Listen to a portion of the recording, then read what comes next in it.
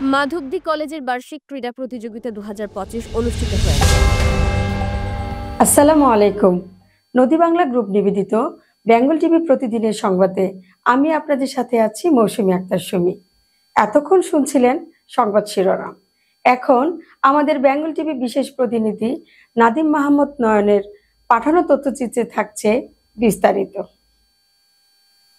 মাধবদী কলেজের বর্তমান এবং সাবেক শিক্ষার্থীদের স্বতঃস্ফূর্ত অংশগ্রহণে বার্ষিক ক্রীড়া প্রতিযোগিতা 2025 অনুষ্ঠিত হয়েছে। এই ক্রীড়া প্রতিযোগিতাকে কেন্দ্র করে মাধবদী কলেজকে সাজানো হয়েছে ফুলের কারুকাজে। উক্ত অনুষ্ঠানে প্রধান অতিথি হিসেবে উপস্থিত ছিলেন কলেজ বিদ্যুৎ উৎসাহী সদস্য আব্দুল বাতেন শাহিন। উদ্বোধক হিসেবে উপস্থিত ছিলেন কলেজ পরিচালনা পর্ষদের সম্মানিত হিতৈষী সদস্য মোহাম্মদ নুরুল হক।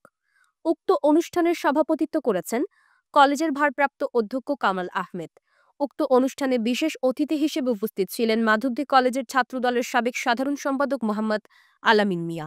আরও উপস্থিত ছিলেন নরসিংদী থানা ছাত্রদলের সাবেক যুগ্ম আহ্বায়ক আরাফাত রহমান। আরও উপস্থিত ছিলেন নরসিংদী চেম্বার অ্যান্ড কমার্সের পরিচালক মোহাম্মদ সোহেল সরকার।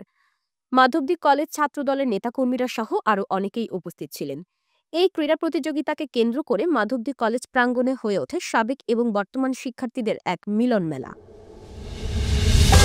এতক্ষণ আমাদের সাথে থাকার জন্য আপনাদের ধন্যবাদ।